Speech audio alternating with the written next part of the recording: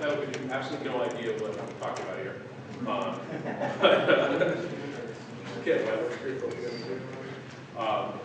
So what I'd actually like to talk about here is asynchronous programming, okay, and in particular the promises pattern, which is a way of sort of managing some of the complexity associated with asynchronous programming. So I think this is probably out of a Wikipedia text, I believe here, which is pretty boilerplate. But you know, many of us think of programming. It's natural for us programmers, especially if you're not used to a very deep asynchronous language or something like that, to think of things as synchronous.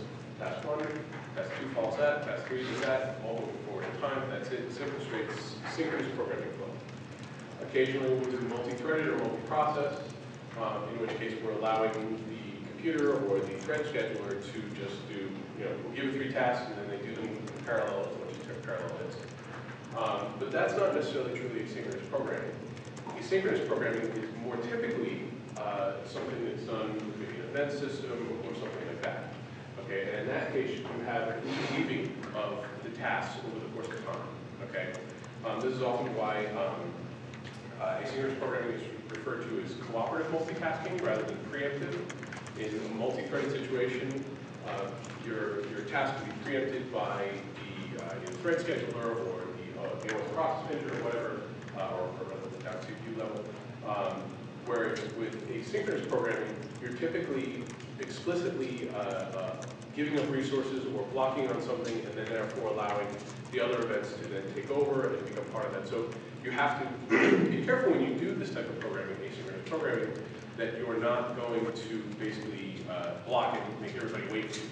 You always want to make sure you give up, you see control of the program. So there's a number of ways to do that. Before we go too far, we're just going to do a really quick idea of event systems. Okay, so your basic event system, some event comes in through an emitter, it goes into the event queue. When it hits in front of the event queue, it's handled by the event handler, and then the process starts again, keeps pulling things off the queue.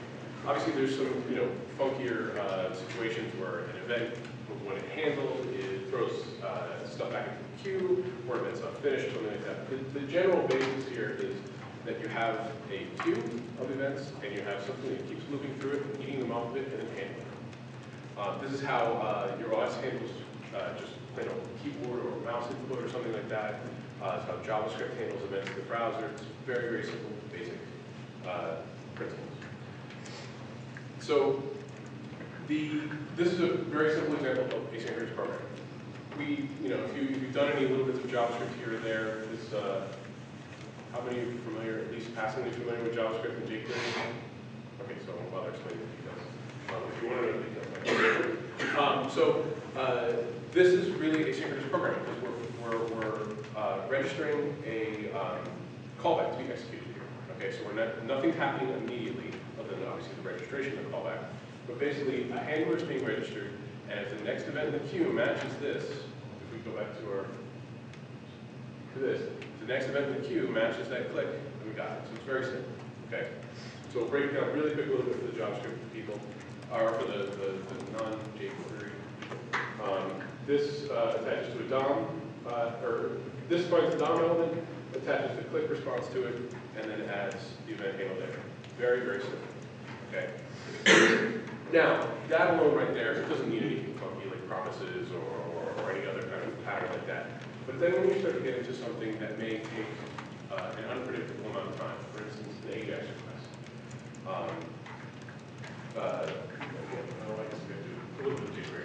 So get calls an AJAX request. It's going to call the AJAX/test.html. It's going to make an XHR request, which is HTTP request. Anyway, it'll do requests in the background through AJAX and essentially come back and it'll run this call. Okay.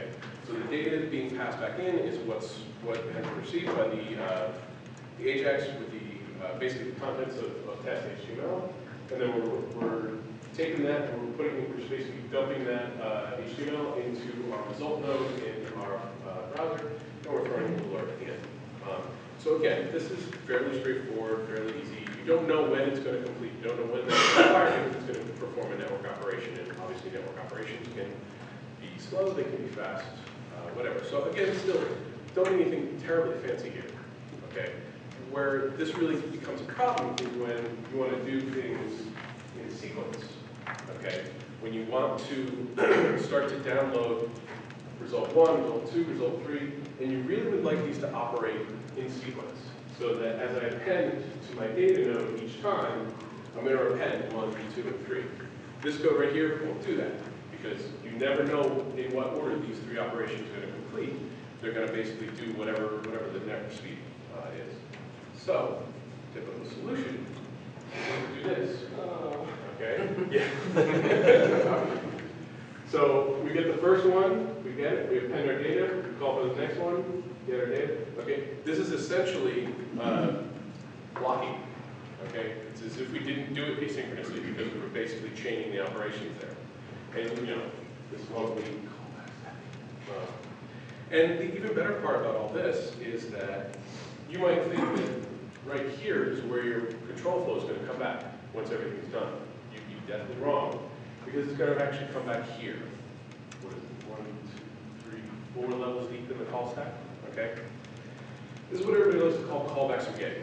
Okay. So if any of you who are programmed in Node.js or anything like that, you're probably familiar with this. Node.js is all about callbacks and asynchronous programming, and it suffers very horribly from callback spaghetti. There's a lot of people who don't think that, and I'll argue with you about it.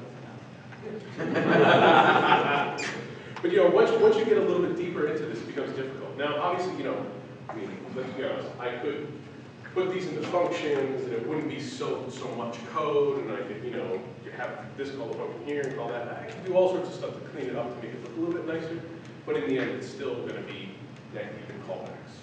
Okay. So, yeah, this is one possible solution to this all, which is basically saying, oh yeah, don't do it asynchronously, just block. I've done that in the past, a long time ago, so maybe it's forgivable, I don't know. So, anyway, along comes promises.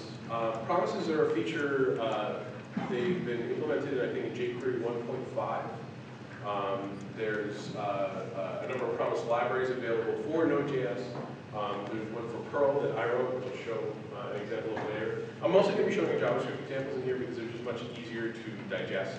And you'll see when we get to the Perl example why it's less easy to digest. But so anyway, this is actually an extremely old pattern. This goes back pretty far. I found some references from like the late 90s in Java programming. It didn't catch on, but it's certainly been around. There's a lot of research papers and stuff on it going back. This is also, you might have heard this referred to as futures. If you've done any Scala programming, Scala calls them futures. Futures are essentially promises, so slightly different, but it's basically the same core idea. So what I'm going to show you next is what's called the CommonJS promises A, is it? You guys remember that? Sean's just nodding. There's a specific API that the CommonJS group, which is sort of an overarching JavaScript, I guess sort of a standards body or whatever. And that's the one that this particular API is the one that jQuery adopted. It's the one that I've adopted for the Perl version. But it is not necessarily the only way to do promises, so I just want to make that caveat. So, how many of the time? Halfway. Okay. So, remember that problem we have with the deep callback stack. This is how you would do it in jQuery 1.5. Okay. First thing you have is the when function, and when essentially takes a arbitrary sized list of what are called deferred objects. Okay, which works out really well because that get call we had before that would normally have a callback on it. If you don't have a callback on it, it'll actually return a deferred object for you. So that's sort of a nice little overloading of that functionality in jQuery. And we'll get deeper into deferred objects in a bit. When itself actually does return itself a deferred object. Okay, and that deferred object will fire once all the other deferred objects that you gave it have completed themselves. Okay, so the simple thing that you do with a deferred object is you just call done on it. And done essentially is looking for 1 to 3. No, actually, no, sorry, take it back. It's looking for one callback, and that callback is going to be called once that promise has been fulfilled. Okay? So we're still doing callbacks here, but you'll notice is the flow of the program is going to be different. Okay? And the nice part about when, too, is that it makes sure to return in the order you gave it. It returns the data nodes. Okay? So it's never going to give it back to you in the weird order that it got it from the network. It's going to give it back to you in the exact order you asked for. Okay? And all is taken care of under the hood. That slide. You can also add error handlers by dropping a fail on there. And each one of these, done is going to return the deferred object it was added to. Fail is going to do that too. So you're going to get the classic jQuery chain of methods. And so this, the nice part about this is that it'll fail if any of those fail. So you know, if one could come back and be okay, then we'd write this differently. But the idea here is we want to make sure that all three of these things succeed. And so this is going to fail only if it also, or only yet. It's going to fail only if one of them fails. So this right here, you know, you're writing this code in your JavaScript, whatever, no big deal. It gets really kind of interesting, in my opinion at least, when you can start packaging this stuff up. Okay. So here we're actually going to return from this fetch results function. We're going to return the promise. Okay. We have it doing what we want it to do. We have it failing how we want it to fail. Okay. And because we're returning this deferred object, we can actually do stuff with it on top of that. So maybe our fetch results just got those results, and that's all that base thing wanted to do. But say we wanted caching on top of this, we could do something like this. Okay, because you can continue to attach done events to a deferred object. Just keep on adding and adding and adding. It'll fire them all in sequence, and you don't have to worry about it. So instead of, if you think back to the old callback example, you register the callback, and that's it. It's done and it's over with. And when you move on, you don't have a chance to then go attach more things to it. Okay. Obviously, in a browser situation, you continue to add click events to it, but outside of the base browser constructs, you can't necessarily control that and do that in the same way. With promises, you can just continue to add more callbacks or more failure conditions. You can add your own thing in here. Basically, look at the data cache fails to load too, for whatever reason. Okay, so that's the basic way of using these things.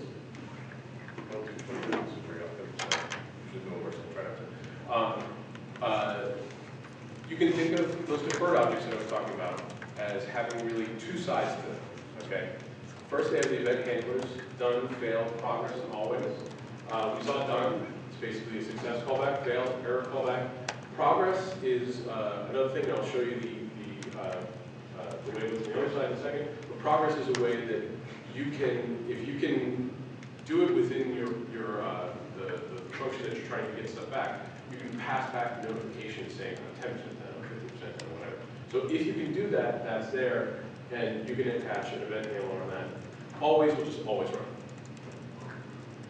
So on the other side, okay, because there's really two sides. There's the event handlers and then the event emitters for deferred objects.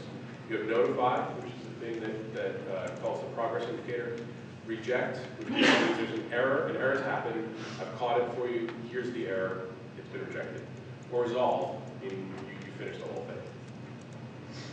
All right, so now I'm going to show a really weird contrived example of all these things in action. Okay. Basically, this prints out stuff like this. All right. So what we're doing here is first we get a deferred object. Okay. We've got our variable c, and we're basically going to continue to add random numbers to c until we're either in between 99 and 101, in which granted we succeeded, or we blow our stack and go over 100, and then we reject and fail. So the first thing we point out is notify. Okay.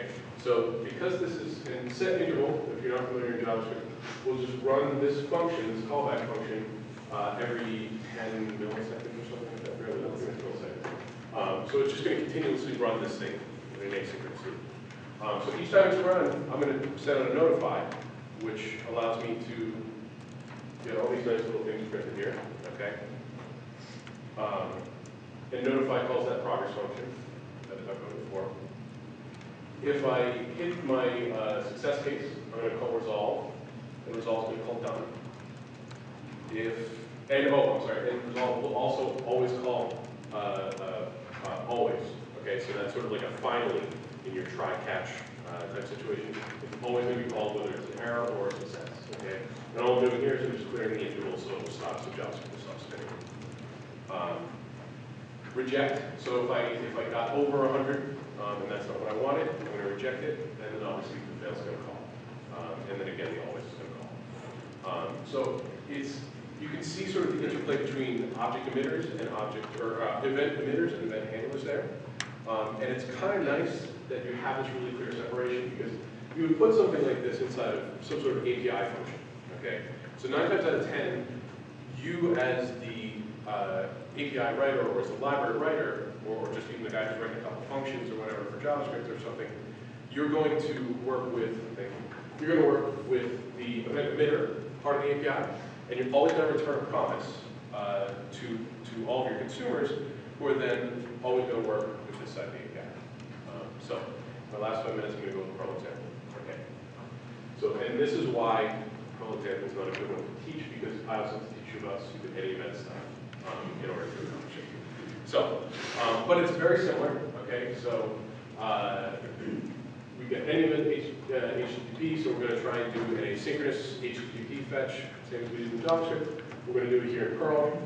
Fetch it. First, we get a deferred object, same as we did in the JavaScript stuff. The response comes back. It gives you the body and the header. I think that word, no idea, but it has smart language.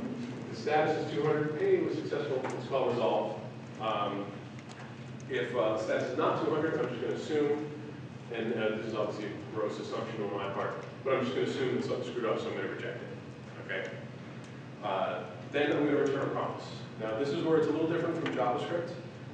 In promises PM, there's deferred objects, okay, and this is just a subroutine just to make it easier to create, but you could essentially say promises double : deferred new, and you get the same thing. A deferred object has a promises double : promise object that it can create, and that basically just wraps the deferred object and only gives you access to that consumer API that I talked about. So you can't emit events from a promise object. You can only respond to them. So it's really just a convenience so that when you return it out there, no one's going to start making a lot of mess with it. Obviously, they can dig deep into this Perl, you can get into anything. But so anyway, we have the when function, also the promises library. So basically, these three are going to return a promise. And just as like with the JavaScript, we put a then handler on there, and then it's going to get back the three things in the order I asked them for, and then I can do something when I want. Conv bars are a weird any event construct. They sort of allow you to create this sort of single-use blocking communication channel. So you create a conv bar up here. This all is actually asynchronous, so when will just return. It's not going to, anything you call out here is going to call. It's going to happen before when actually really starts doing its work. So down here, all product info, we call receive on the conv bar, and that blocks until somebody calls send on the conv bar. So it's sort of a weird program look that was here and goes back there. But send, and then you can pass some stuff over there. Croak, just make sure, croak is just a little thing on conv bars. If you have an error and you just want it to really die, instead of actually receiving, or yeah, instead of dying on there, it will it'll take your error and make sure to die at this point in your code, not up here in your code. Just makes it a little bit nicer, a little bit easier. So, questions? Looks like I have maybe a minute.